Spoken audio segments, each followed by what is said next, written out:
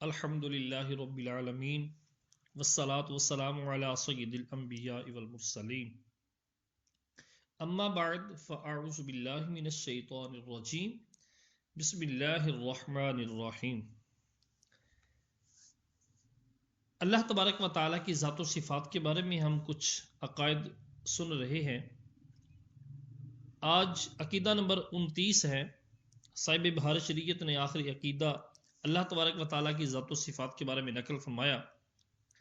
فرماتے ہیں کہ اس کے ہر فعل میں کثیر حکمتیں ہیں، خواہ ہم کو معلوم ہوں یا نہ ہوں، اور اس کے فعل کے لیے غرض نہیں، یعنی اللہ تبارک و تعالیٰ جو کوئی کام کرے اس کو کسی سے کوئی غرض نہیں کہ اس مقصد کے لیے یہ کام کر رہا ہے، اس کو کسی سے کوئی لالچ، کوئی غرض نہیں، کہ غرض اس فائدے کو کہتے ہیں جو فاعل کی طرف رجوع کرے، نہ اس کے فعل کے لیے کوئی غایت ہے کہ غایت کا حاصل بھی وہی غرض ہے۔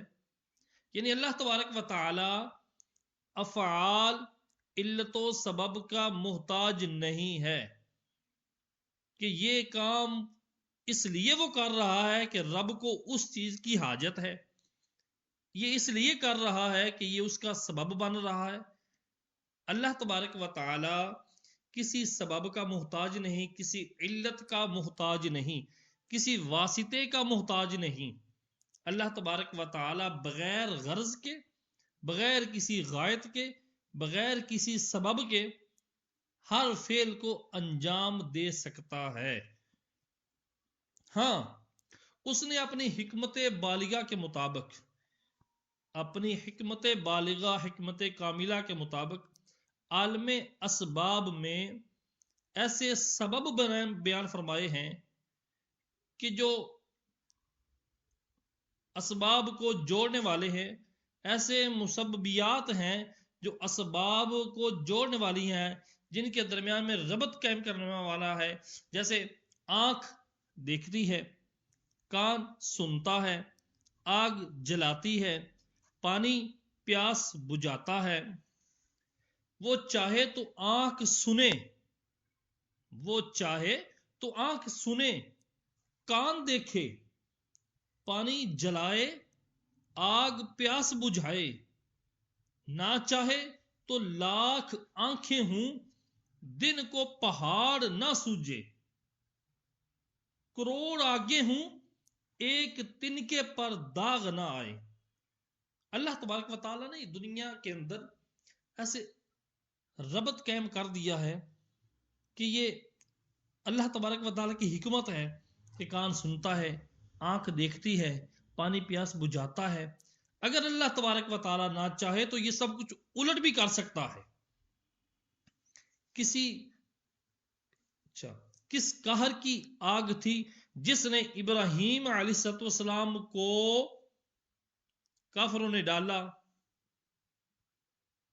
کوئی پاس نہ جا سکتا تھا، گوبھن میں رکھ کر پھینکا، جس کو منجی کہتے ہیں۔ منجی کے اندر نمرود نے جب ابراہیم علیہ السلام کو رکھ کر جب آگ کی طرف پھینکا، جب آگ کے مقابل پہنچے، جبرائیل امین علیہ السلام حاضر ہوئے اور عرض کی، ابراہیم کچھ حاجت ہے؟ فرمایا ہے مگر نہ تم سے، مجھے حاجت ضرور ہے لیکن تم سے نہیں۔ عرض کی پھر اسی سے کہیے جس سے حاجت ہے۔ اللہ اکبر۔ فرمایا علمہ بحالی کفانی عن سؤالی، فرمایا اس کا میرے حال کو جاننا یہی مجھے کافی ہے، مجھے سوال کرنے سے بہتر یہ ہے کہ وہ مجھے یہ جانتا ہے میں اس حال میں ہوں، مجھے بتانے کی حاجت نہیں ہے، رب کو اس بات کا علم ہے کہ میں اس حال میں ہوں۔ پھر اللہ تبارک و تعالی نے ارشاد فرمایا، یا نار کونی بردا وسلاما علی ابراہیم، اے آگ ٹھنڈی اور سلامتی ہو جا ابراہیم پر۔ اس ارشاد کو سن کر روئے زمین پر جتنی آگیں تھیں سب ٹھنڈی ہو گئیں کہ شاید مجھی سے فرمایا جاتا ہو، اور یہ تو ایسی ٹھنڈی ہوئی کہ علماء فرماتے ہیں کہ اگر اس کے ساتھ وسلامہ کا لفظ نہ فرما دیا جاتا کہ ابراہیم پر ٹھنڈی اور سلامتی ہو جا، تو اتنی ٹھنڈی ہو جاتی کہ اس کی ٹھنڈک تکلیف دیتی۔ اللہ اکبر۔ تو بتانا یہ چاہتے ہیں کہ اللہ تبارک و تعالیٰ کی حکمت کاملہ بالغہ یہ ہے کہ اللہ تبارک و تعالیٰ نے آگ کو جلانے کے لیے رکھا، پانی کو پیاس بجھانے کے لیے رکھا۔ تو دیکھیں اللہ تبارک و تعالیٰ چاہتا ہے تو آگ بھی گل و گلزار بن جاتی ہے۔ تو اس وجہ سے اللہ تبارک و تعالیٰ کے ہر فعل کے اندر کئی حکمتیں ہوتی ہیں، انسان کو سمجھ میں آئیں یا نہ آئے، انسان کا اللہ تبارک و تعالیٰ کے فعل پر ایمان رکھنا ضروری ہے کہ اللہ تبارک و تعالیٰ کے کسی فعل کو کوئی انسان برا جاننے یہ کفر ہے۔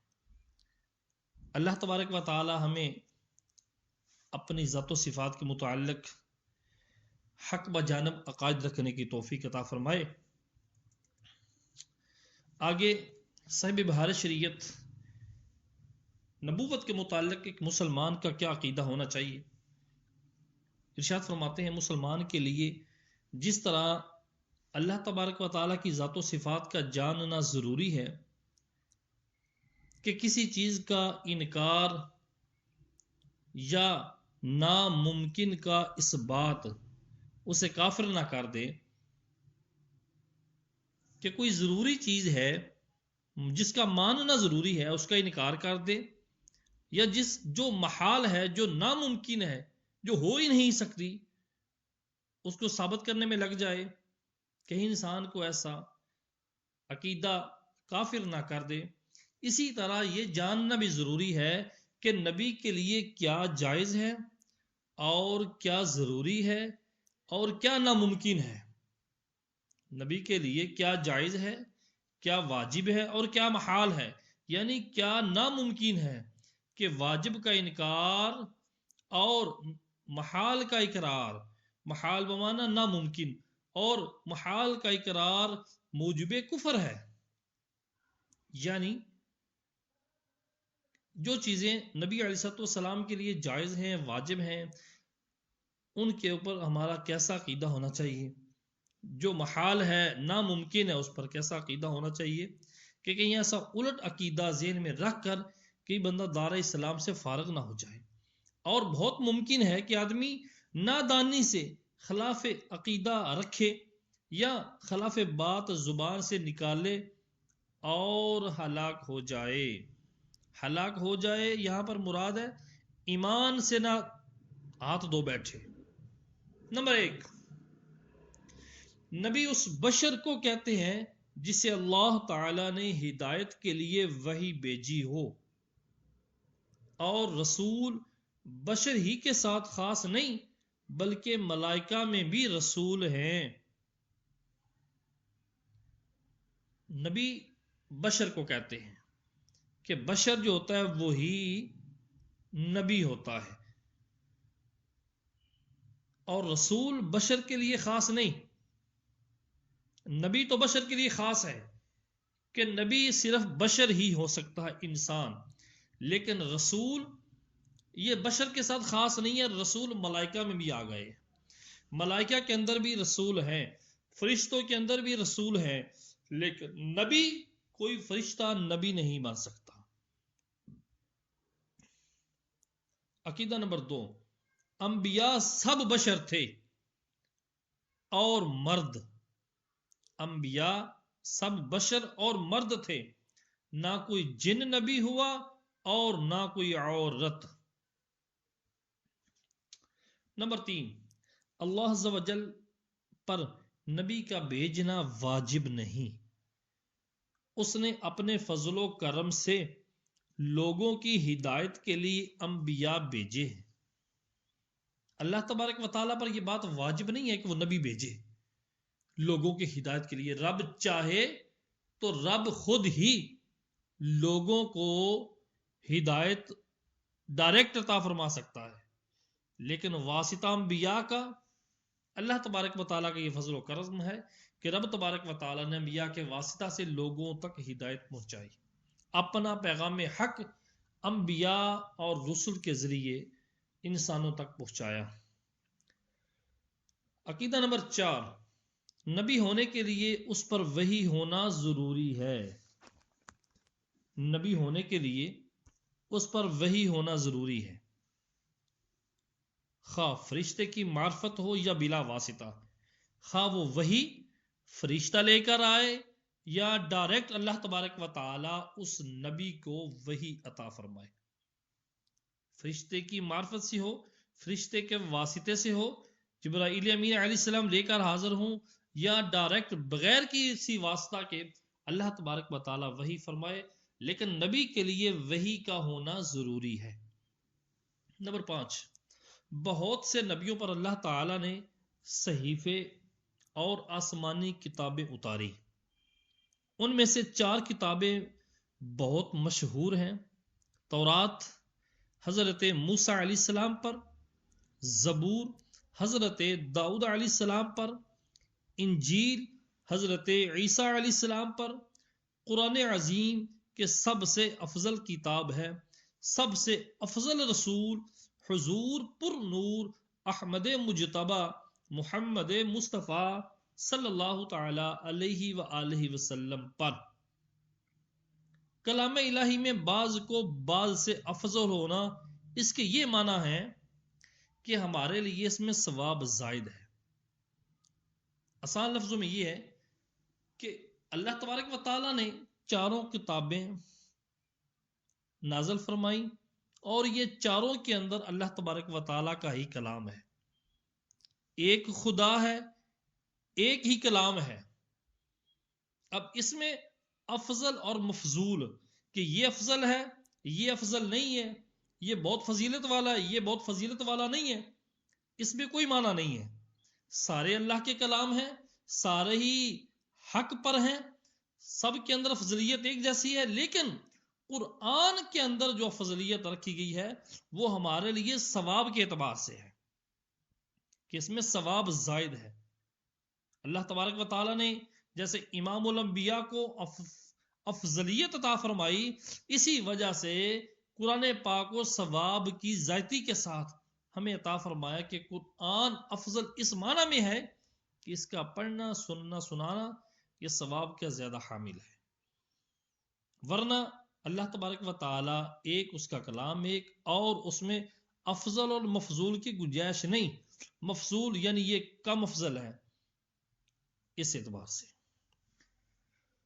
عقیدہ نمبر 6، سب آسمانی کتابیں اور صحیفے حق ہیں، سب اللہ تعالی کا کلام ہے، ان میں جو کچھ ارشاد ہوا سب پر ایمان ضروری ہے، مگر یہ بات البتہ ہوئی کہ اگلی کتابوں کی حفاظت اللہ تعالی نے امت کے سپرد کی تھی، ان سے اس کا حفظ نہ ہو سکا، اس کتاب کی حفاظت نہ ہو سکی، کلام الہی جیسا اترا تھا ان کے ہاتھوں میں ویسا باقی نہ رہا، تورات، زبور، انجیل جیسا کلام رب کی طرف سے اترا تھا ویسا ان کے ہاتھوں میں باقی نہ رہا، بلکہ ان کے شریروں نے تو یہ کیا کہ ان میں تحریفیں کر دیں۔ تحریفیں مطلب تحریف کرنا، گھٹا بڑھا دینا، اپنی مرضی سے آیتیں ڈال دینا، اپنی مرضی سے نکال دینا، یعنی اپنی خواہش کے مطابق کچھ گھٹا دیا اور کچھ بڑھا دیا۔ لہذا جب کوئی بات ان کتابوں کی ہمارے سامنے پیش ہو تو اگر وہ ہماری کتاب کے مطابق ہے ہم اس کی تصدیق کریں گے، اور اگر کوئی بات ہماری کتاب کے مخالف ہے تو یقین جانیں گے کہ یہ ان کی تحریفات میں سے ہے، یعنی انہوں نے خود سے ڈالی ہے، اور اگر موافقت اور مخالفت کچھ معلوم نہیں، اگر ہمیں پتہ ہی نہیں چل رہا کہ جو کتاب وہ ہمیں توراہ زبور انجیل سے بتا رہے ہیں اس کا ہمیں یہ نہیں پتا چل رہا کہ یہ ہمارے قرآن کے مطابق ہے یا قرآن کے مخالف ہے، تو پھر حکم یہ ہے کہ ہم اس بات کی نہ تصدیق کریں گے نہ تکذیب کریں گے. ہم نہ تو یہ کہیں گے یہ آپ کی بات حق ہے اور نہ ہی ہم یہ کہیں گے یہ بات جھوٹی ہے، بلکہ ہم یوں کہیں گے کیا آمنت باللہ وملائکتہ وکتبہ ورسلہ، اللہ عز و جل اور اس کے فرشتوں اور اس کی کتابوں اور اس کے رسولوں پر ہمارا ایمان ہے. عقیدہ نمبر 7، چونکہ یہ دین ہمیشہ رہنے والا ہے لہذا قرآن عظیم کی حفاظت اللہ عز و جل نے اپنے ذمہ رکھی. فرماتا ہے انا نحن نزلنا الذکر وَإِنَّا لَهُ لَحَافِظُونَ، بے شک ہم نے قرآن اتارا اور بے شک ہم اس کے ضرور نگہبان ہیں. لہذا اس میں کسی حرف یا نقطہ کی کمی بیشی محال ہے. محال بمانا ناممکن، اس کے اندر کسی طرح کی کمی بیشی ناممکن ہو ہی نہیں سکتی، اگرچہ تمام دنیا اس کے بدلنے پر جمع ہو جائے کمی بیشی نہیں ہو سکتی. تو جو یہ کہے کہ میں اس میں کچھ پارے یا صورتیں یا آیتیں بلکہ ایک حرف بھی کسی نے کم کر دیا یا بڑھا دیا یا بدل دیا، قطعاً کافر ہے کہ اس نے اس آیت کا انکار کیا جو ہم نے ابھی لکھی. قرآن پاک کے اندر جو کچھ بھی ہے سب پر ایمان لانا ضروری ہے. کوئی بندہ یہ نہیں کہہ سکتا کہ اس میں یہ آیت کم ہے، یہ نقطہ کم ہے، یہ لفظ کم ہے، یا میں عقیدہ رکھتا ہوں کہ یہ آیت زیادہ ہے، یہ نہیں تھی. اس طرح کے الفاظ کفر کی طرف لے جاتے ہیں. عقیدہ نمبر 8، قرآن مجید کتاب اللہ ہونے پر اپنے آپ دلیل ہے کہ خود اعلان کے ساتھ کہہ رہا ہے وَإِن كُنتُمْ فِي رَيْبٍ مِّمَّا نَزَّلْنَا عَلَىٰ عَبْدِنَا فَأْتُوا بِسُورَةٍ مِّن مِّثْلِهِ وَادْعُوا شُهَدَاءَكُم مِّن دُونِ اللَّهِ إِن كُنتُمْ صَادِقِينَ فَإِن لَّمْ تَفْعَلُوا وَلَن تَفْعَلُوا فَاتَّقُوا النَّارَ الَّتِي وَقُودُهَا النَّاسُ وَالْحِجَارَةُ أُعِدَّتْ لِلْكَافِرِينَ.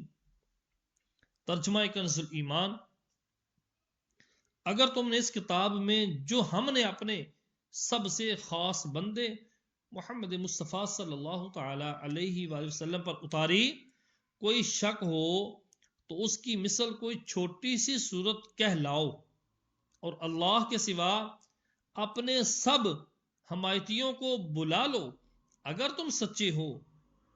تو اگر ایسا نہ کر سکو اور ہم کہہ دیتے ہیں ہرگز ایسا نہ کر سکو گے تو اس آگ سے ڈرو جس کا ایندھن آدمی اور پتھر ہیں جو کافروں کے لیے تیار کی گئی ہے. لہذا کافروں نے اس کے مقابلے میں جی توڑ کوششیں کی، ہر طرح کی کوششیں کی، مگر اس کی مثل ایک سطر نہ بنا سکے نہ بنا سکیں. مسئلہ، اگلی کتابیں انبیاء ہی کو زبانی یاد ہوتی؟ قرآن عظیم کا معجزہ ہے کہ مسلمانوں کا بچہ بچہ یاد کر لیتا ہے. سبحان اللہ. قرآن عظیم کی 7 قرأتیں سب سے زیادہ مشہور اور متواتر ہیں. متواتر معنی یعنی چلتی ہوئی آ رہی ہے. انبیاء علیہ السلام سے، نبی پاک علیہ السلام سے لے کر صحابہ کرام، تابعین، تبع تابعین، ائمہ مجتہدین چلتی ہوئی آ رہی ہیں لگاتار. ان میں معاذ اللہ کہیں اختلاف معنی نہیں کہیں بھی ایسا نہیں پایا گیا کہ جو قراتیں ہیں ان کے اندر الفاظ کے اندر معنی تبدیل ہو جاتا ہے، یہ قرات پڑھے تو یہ معنی، یہ پڑھے تو یہ معنی، کہیں بھی ایسا اختلاف نہیں پایا گیا۔ وہ سب حق ہیں۔ اس میں امت کے لیے آسانی یہ ہے کہ جس کے لیے جو قراءت آسان ہو وہ پڑھے، اور حکم یہ ہے کہ جس ملک میں جو قراءت رائج ہے عوام کے سامنے وہی پڑھے۔ جس ملک میں جو قراءت چل رہی ہے، علماء، طلباء، عوام الناس جو پڑھتی ہے، تو جو بندہ وہاں پڑھے وہ وہی قراءت پڑھے، کیونکہ ایسا نہ ہو کہ کسی اور ملک کی اگر قراءت پڑھے گا تو لوگ نا واقفی کی وجہ سے کہیں انکار نہ کر دیں اور کلمہ کفر نہ ہو جائے۔ جیسے ہمارے ملک کے اندر قراءت عاصم بروایت حفص یہ مشہور ہے تو یہی پڑھنی چاہیے، کیونکہ ناواقفی کے اندر لوگ کسی قراءت کسی آیت کا کہ ہم نے پہلے تو سنی نہیں کفر نہ کر دیں، اور معاذ اللہ اگر ایسا کہہ دیا تو وہ کفر ہو جائے گا۔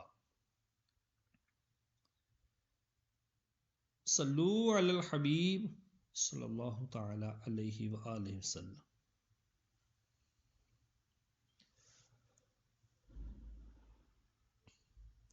عقیدہ نمبر 10، قرآن مجید نے اگلی کتابوں کے بہت سے احکام منسوخ کر دیے۔ یوں ہی قرآن مجید کی بعض آیتوں نے بعض آیت کو منسوخ کر دیا۔ عقیدہ نمبر 11، نسخ کا مطلب یہ ہے، یہ جو ہے قرآن نے کئی احکام پچھلی کتابوں کے منسوخ کر دیے، یا قرآن کی بعض آیتوں نے بعض آیتوں کو منسوخ کر دیا۔ اب منسوخ کا مطلب کیا ہے؟ توجہ، نسخ کا مطلب یہ ہے کہ بعض احکام کسی خاص وقت تک کے لیے ہوتے ہیں، مگر یہ ظاہر نہیں کیا جاتا کہ یہ حکم فلاں وقت کے لیے ہے۔ یعنی اللہ تبارک و تعالیٰ نے پہلے ایک حکم عطا فرمایا اور وہ کچھ عرصہ کے لیے رہا، سال 2 4 6 سال نبی کی حیات کے اندر کچھ عرصہ تک مکے میں رہے، تو وہاں تک اس کے بعد اللہ تبارک و تعالیٰ کی طرف سے نیا حکم آیا تو پچھلا حکم وہاں تک رک گیا، اس کو منسوخ قرار دے دیا۔ اب یہ کہا جائے گا کہ وہ جو پہلے والا حکم تھا اس کا وقت ہی اتنا متعین تھا، اللہ تبارک و تعالیٰ کی طرف سے نبی علیہ السلام نے کچھ بارے میں بتایا کہ اس حکم کا وقت ہی اتنا تھا، لہٰذا اب یہ نیا حکم آیا، یہ جاری ہوگا، پہلے والا منسوخ ہو چکا ہے۔ اب یہ نہ کہا جائے، نہ کوئی کہے، نہ کوئی سوچے سمجھے کہ پہلا والا حکم باطل ہو گیا، اب نیا حکم آ گیا۔ کیوں؟ اللہ تبارک و تعالیٰ کا کوئی حکم باطل نہیں ہے، رب تبارک و تعالیٰ کے تمام احکام حق ہیں۔ ہاں، یہ حکم فلاں وقت کے لیے ہے، جب میعاد پوری ہو جاتی ہے تو دوسرا حکم نازل ہو جاتا ہے، جس سے بظاہر یہ معلوم ہوتا ہے کہ وہ پہلا حکم اٹھا دیا گیا، اور حقیقتاً دیکھا جائے تو اس کا وقت ختم ہو جانا ہی بتایا گیا ہے۔ منسوخ کے معنی بعض لوگ باطل ہونا کہتے ہیں، یہ بہت سخت بات ہے۔ احکام الہیہ سب حق ہیں، وہاں باطل کی رسائی نہیں۔ اللہ اکبر۔ قرآن کی بعض آیتیں محکم ہیں، ہماری سمجھ میں آتی ہیں۔ محکم یعنی آسان لفظوں میں یہ سمجھیں، اللہ تبارک و تعالیٰ کے احکام سیدھے سادے جو ہماری سمجھ میں آتے ہیں، اور بعض آیتیں متشابہ ہیں کہ ان کا پورا مطلب اللہ اور اللہ کے حبیب صلی اللہ تعالی علیہ وسلم کے سوا کوئی نہیں جانتا، اور متشابہ کی تلاش اور اس کی معنی کی کنکاش وہی کرتا ہے جس کے دل میں کجی ہو، جس کے دل میں ٹیڑھا پن ہو، وہی ان متشابہ آیتوں کے پیچھے پڑتا ہے۔ جب مومن کو بتا دیا جائے یہ آیتیں متشابہات میں سے ہیں تو مومن ان کے پیچھے نہیں پڑتا، وہی پڑتا ہے جس کے دل میں ٹیڑھا پن ہو۔ عقیدہ نمبر 13، وہی نبوت انبیاء کے لیے خاص ہے، جو اسے کسی غیر نبی کے لیے ماننے کافر ہے۔ وحی، اللہ تبارک و تعالیٰ کی طرف سے وحی کا آنا، وحی نبوت یہ نبی کا خاصہ ہے۔ کسی غیر نبی کے لیے وحی یہ نبوت کا ماننا یہ کفر ہے۔ نبی کو خواب میں جو چیز بتائی جائے وہ بھی وحی ہے، اس کے جھوٹے ہونے کا احتمال نہیں۔ کوئی بندہ یہ نہیں کہہ سکتا کہ نبی علیہ الصلوۃ والسلام یا کسی بھی نبی کو جو خواب میں حکم ہوا بتایا گیا وہ جھوٹ ہے۔ اگر ایسا کہے گا تو وہ کافر ہے،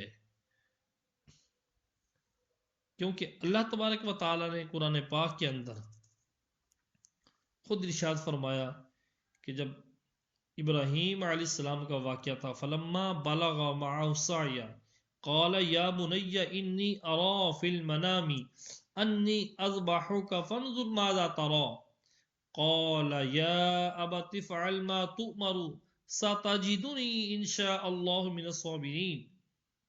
یعنی اللہ تبارک و تعالی نے ابراہیم علیہ السلام کو خواب کے اندر ہی حکم ارشاد فرمایا، تو خواب کے اندر بھی نبی علیہ السلام کو جو چیز بتائی جائے وہ وحی ہوتی ہے۔ ولی کے دل میں بعض وقت سوتے یا جاگتے میں کوئی بات القاء ہوتی ہے، کوئی بات ڈالی جاتی ہے۔ ولی کے دل میں سوتے ہوئے یا جاگتے ہوئے کسی ولی کے دل میں کوئی بات ڈالی جاتی ہے، اس کو الہام کہتے ہیں، الہام۔ اور وحی شیطانی کے القاء من جانبی شیطان ہو، برے خیالات، بری باتیں، برے افعال کی طرف جانا، یہ جو باتیں کسی بندے کے دل میں ڈالی جائیں تو یہ وحی شیطانی کہلاتی ہے، اور یہ کاہن، ساحر اور دیگر کفار و فساق کے لیے ہوتی ہے۔ جادوگر، کاہن اور کفار اور فاسق لوگ، ان کے دل میں اگر اس طرح کی کوئی بات آئے تو وہ وحی شیطانی، وہ شیطان کی طرف سے وسوسہ ہوتا ہے، وہ شیطان کی طرف سے ان کو یہ اس بات کو ابھارا جاتا ہے کہ یہ وحی شیطانی ہے۔ ولی اللہ کے ذہن میں یا دل پہ جو بات ڈالی جاتی ہے وہ اللہ تبارک و تعالیٰ کی طرف سے ہوتی ہے، اس کو الہام کہتے ہیں۔ عقیدہ نمبر 14، نبوت کسبی نہیں کہ آدمی عبادت اور ریاضت کے ذریعے سے حاصل کر سکے، بلکہ محض عطا الہی ہے۔ کسبی بمعنی کمائی کر کے، خود سے نیک اعمال کر کے، عبادت اور ریاضت کر کے کہ میں نبوت لے لوں، ایسا ممکن نہیں کہ اللہ تبارک و تعالیٰ کی یہ عطا ہے، جس کو چاہے دیتا ہے اور جسے چاہتا ہے اسے اپنے فضل سے دیتا ہے۔ ہاں، دیتا اسی کو ہے جسے اس منصب عظیم کے قابل بناتا ہے۔ جو قابل حصول نبوت، جو قبل حصول نبوت تمام اخلاق رذیلہ سے پاک اور تمام اخلاق فاضلہ سے مزین ہو۔ نبوت اگرچہ کسبی نہیں، وہ بھی ہے، اللہ کی عطا ہے، لیکن اللہ تبارک و تعالی نبوت دیتا اسی کو ہے جس کو اس منصب عظیم کے مقابل بنا لیتا ہے۔ جو بندہ نبوت سے پہلے، قبل نبوت، قبل حصول نبوت اخلاق رذیلہ، برے اخلاق سے پاک ہو اور اخلاق فاضلہ، اچھے اخلاق سے مزین ہو، جملہ مدارج ولایت طے کر چکتا ہو اور اپنے نسب و جسم و قول و فعل و حرکات و سکنات میں ہر ایسی بات سے منزہ ہوتا ہے جو باعث نفرت ہو، اسے عقل کامل عطا کی جاتی ہے جو اوروں کی عقل سے بدرجہ زائد ہے۔ کسی حکیم اور کسی فلسفی کی عقل اس کے لاکھویں حصے تک نہیں پہنچ سکتی۔ اللہ تبارک و تعالیٰ اس کو نبوت عطا فرماتا ہے۔ اللہ اعلم حیث یجعل رسالتہ ذالک فضل اللہ یؤتیہ من یشاء واللہ ذو الفضل العظیم، اور جو اسے کسبی مانے کہ آدمی اپنے کسب و ریاضت سے منصب نبوت تک پہنچ سکتا ہے، کافر ہے۔ اللہ تبارک و تعالی نبوت عطا کرتا ہے اپنے فضل و کرم سے، کسبی کوئی کمائی کر کے منصب نبوت پر فائز نہیں ہو سکتا۔ نمبر 15، جو شخص نبی سے نبوت کا زوال جائز جاننے کافر ہے۔ مطلب اللہ تبارک و تعالی نے جس کو نبوت دے دی وہ نبی ہی ہے، اس سے نبوت ساکت ہو جائے، زائل ہو جائے، ختم ہو جائے، اللہ نے اس کی نبوت لے لی ہے، وہ اب نبی نہیں ہے، ایسا عقیدہ رکھنا کفر ہے۔ صلو علی الحبیب صلی اللہ تعالی علیہ وآلہ وسلم۔